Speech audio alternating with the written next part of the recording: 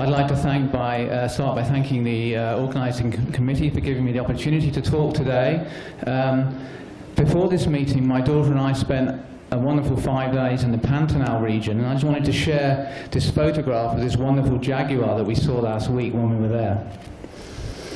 Okay, so I'd like to start just by acknowledging the people that did the work. I'm going to be talking about the PhD work of Pascal Leakey, and our work was also done in collaboration with Uli Poshel's group at the Max Planck Institute and also Marcus Ammann's group at the Paul Scherrer Institute.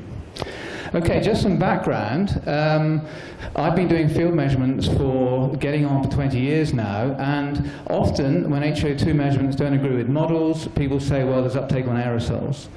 The problem is there are very few direct studies of HO2 uptake on aerosols. Often just a single number is used, irrespective of the type of aerosol that may be present. Also, the previous values vary enormously, almost from 0 to 1. And there's very little information on how gamma varies with conditions. So what we want to do in our study is to try and understand the mechanism by which HO2 is taken up in the aerosol, and also to provide the right value of gamma that modelers can use. Okay, so I don't have time to talk about the apparatus we use, but it's a fairly conventional aerosol flow tube where we generate the aerosols and condition them. We can change the relative humidity. And so here's the aerosol flow tube. We have a sliding injector where we inject HO2 radicals into the flow, and we can change the interaction time with the aerosol. And we detect HO2 using laser-induced fluorescence spectroscopy by converting it first to OH. The key here is that the concentration of HO2 is very low, around 10 to the 8 molecule per cc, so the gas phase chemistry is insignificant compared to the uptake. So I won't talk about dust experiments today, but we've also used a dust generator. But I will be talking about the first measurements of HO2 up onto secondary organic aerosols, where we use the Paul Scherrer Institute smog chamber to generate organic aerosols, and also a potential aerosol mass chamber. Okay, so the model that we've used to provide a framework to interpret our measurements is this, is the KM submodel, which was developed by Uli Poshel's group at the Max Planck Institute. So this is a depth-resolved aerosol model which couples the chemical reactions to the processes in the gas phase and also in the aerosol, and it's been modified to include aerosol chemistry for HO2. So I won't talk about the details of that. Just to stress again, the key here is to keep the concentrations as low as possible so that the gas phase recombination is very small compared to the uptake. Okay, so what's known about the aqueous chemistry of HO2? It's a weak acid, and once HO2 gets into the aerosol, it can recombine, and it can also react with its conjugate base, and the product is hydrogen peroxide. These are relatively slow processes, though, but in the presence of transition metal ions, which can be present in many aerosols in the atmosphere, you have the catalyzed destruction of HO2, again to form hydrogen peroxide, and this is a much faster process.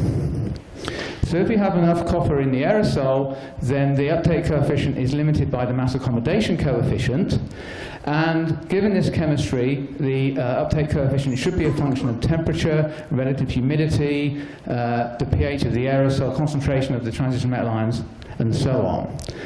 The product should be hydrogen peroxide, which will accelerate back to the gas phase, but there has been some recent work which suggests that the product may not be hydrogen peroxide, but water, but I'm not going to talk about that today. Okay, we do our experiments in two ways. The first experiment is where we have a sliding injector. We move the injector back in the flow tube, changing the reaction time, and so you see the HO2 changing with time. This is just the wall loss experiment. This is in the presence of aerosols. If you then repeat that as a function of the aerosol surface area, then you can use the gradient of the first order loss against the surface area to get the uptake coefficient, and various corrections are done, such as the Brown correction and for gas phase diffusion. So you can see that for an undoped salt aerosol you have a very small uptake coefficient, but if you have enough copper, then it can be quite a large number, up to about 0.5. So unless there's transition metal ion in these salt solutions, the values are pretty small. The second experiment is where you keep the injector fixed at a single position and then change the aerosol concentration, and then repeat the experiment at different injector positions. This allows you to investigate the time dependence of the uptake coefficient. So just looking at this bottom one here, you can see this is for a copper-doped experiment, that the uptake coefficient is a function of time, the interaction time in the flow tube. I'll come back to that. Okay, so let's start with some organic aerosols. There's been very little work done on organic aerosols. IGAC&I, who's in the audience, his group have done some measurements. So what we found, this is the uptake coefficient, a function of relative humidity, is that for solid organic aerosols, stearic acid and oleic acid, the uptake coefficient is very small. For aqueous organic aerosols, there's quite a few listed here. Those that do not contain any transition metal ions, again, the uptake coefficient is pretty small, 0.01 or less. However, for humic acid, which we found did contain significant transition metal ions, the uptake coefficient is quite high, particularly at high relative humidities. So take-home message here, organics, very low uptake coefficients unless there's transition metal ions in there. Okay, the next thing I want to talk about are the experiments done at the Paul Scherrer Institute, where we used their smog chamber to generate SOA both from alpha-pinene and from trimethylbenzene. And so this is the sliding injector technique. So this is the loss rate against the surface area. And for alpha-pinene, we couldn't see any uptake. It's less than 0.001. But for trimethylbenzene, we were able to see some uptake, but it's small. It's 0.004. And actually, these gammas are lower than the inorganic salt aerosols. This could be because it's somehow related to the viscosity of the SOA. It's known for alpha-pinene, for example, that this is a very viscous aerosol. And, or it could be that we're limited by the amount of water that's available in these aerosols. So we wanted to investigate the viscosity dependence of the uptake coefficient more. And so what we did is we doped an inorganic, we used a sucrose aerosol for which the viscosity as a function of relative humidity is very well known. And so we measured the uptake coefficient for a copper-doped sucrose aerosol as a function of relative humidity. And you can see that the uptake coefficient increases quite dramatically at high relative humidities when viscosity is getting smaller. And these two lines here are the change in the diffusion coefficient for water in sucrose as a function of relative humidities. That's evidence that it is viscosity that's controlling it. The diffusion coefficient for HO2 is not known, and so that's something that could be different to water. Okay.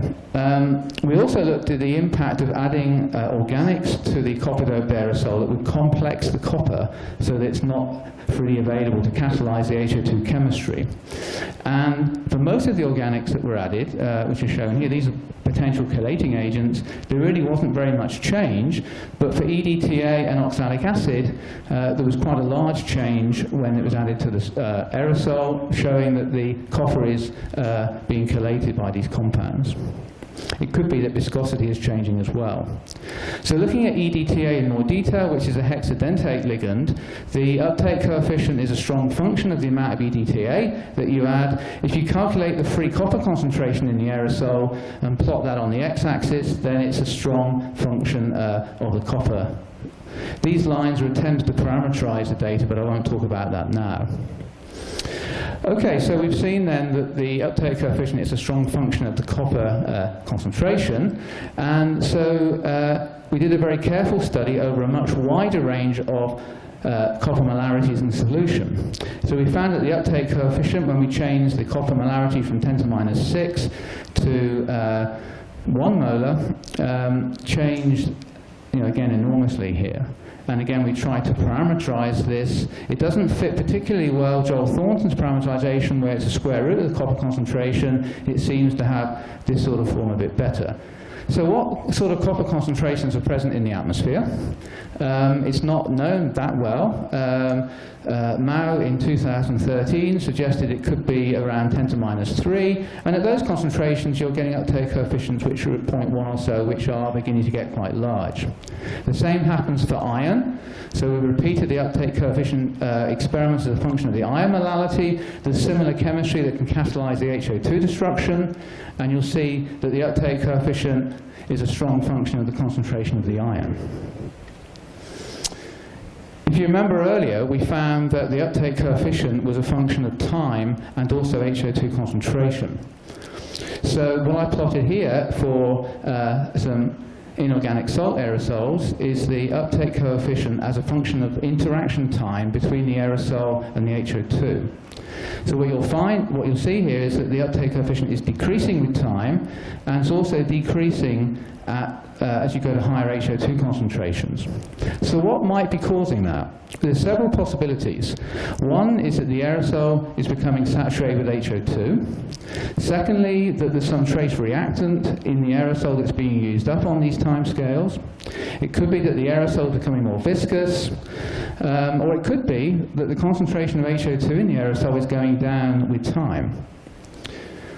Okay, so we investigated this using this aerosol layer model, Km sub, and this is a graph of the HO2 uptake coefficient versus time. This is the log plot, and you'll see that so this is the data here for 3 different aerosols, and the lines here are the Km sub calculations.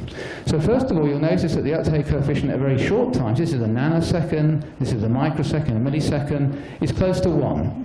Once the aerosol is equilibrated, the uptake coefficient drops dramatically and then goes down more slowly.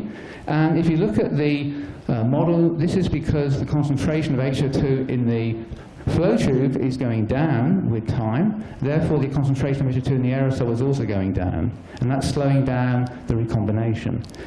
So we now understand the time dependence of these measurements, and this may explain the differences between our work and other work actually in the literature where the gamma values differ for different types, for the same aerosol.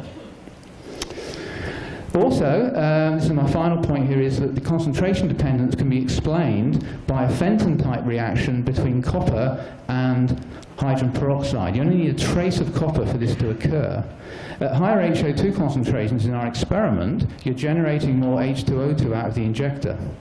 And so the amount of H2O2 that goes into the aerosol also goes up. That will increase the rate of this reaction, you get more HO2, and so more HO2 goes back into the gas phase, and so the uptake coefficient drops. So we can explain both the time dependence and the concentration dependence. Okay, so the final point is then what value should be used by atmospheric modelers for the uptake coefficient of HO2.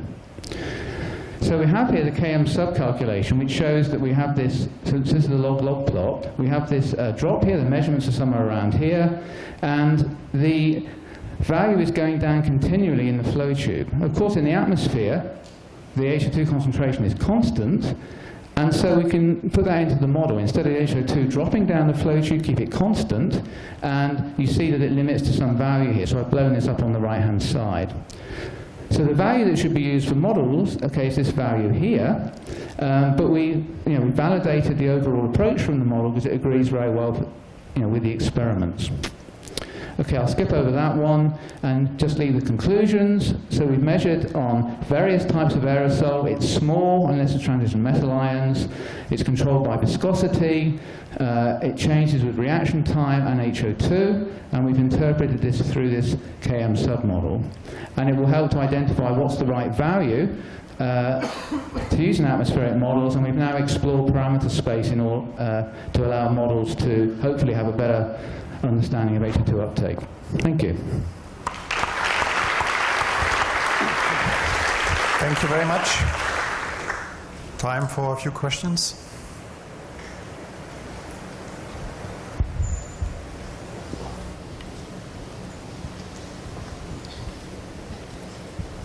So thank you for this lecture.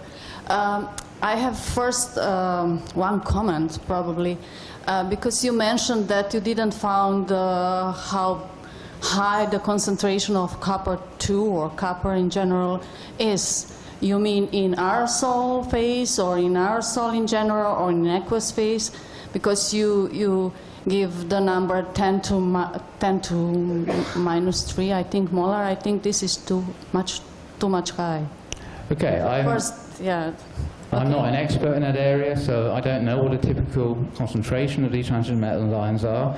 They are much higher in dust aerosols, and I didn't have time to show these today. We actually just published a paper on uptake onto dust, where the uptake coefficients we measured are quite high, because again, the dust contains transition metal ions. I have further, I'm sorry. So, okay, they can be much higher, but depends on how much are soluble. And second thing is, what do you mean by when transition metal ion or ions are used? Because transition metal ions cannot be used. They just can be transformed into different form. And so that's why they cannot be, let's say, active anymore. This is the point. Cannot be used because they can stay in the atmosphere. They cannot be transferred into new compounds. They can just be changed or complexed or change the oxidation state. I think what I was trying to show is that it's only the freely available ion that's able to catalyze the chemistry. So if there's components in the aerosol that can remove the free ion, then that's going to lower the uptake coefficient. Okay, this is what I mean, yeah, thank you. Okay. Maybe the last one, a short question and a short answer. Let's go. Thank you for your interesting work. With respect, have you considered the possibility of HO2 water adduct? Because that I would expect to grow with the relative humidity. Yes, there's quite a lot of interest in HO2.water, actually for gas-phase chemistry as well. But that's not something that's in the model chemistry. Would that be in, when you change the humidity, you see changes? Could that be involved in that? Possibly. I think in the atmosphere at normal relative humidities, there's maybe 20 or so % of HO2 is probably stuck to a water molecule. And I think this is a completely neglected area, although there's a recent paper from the Yiddish group where some measurements on the Zeppelin infer that HO2 complex to water is playing a very important role actually in the control of HONO in the atmosphere. So maybe there's a poster about that somewhere. Is there the Yiddish group? There is a poster about that. Good.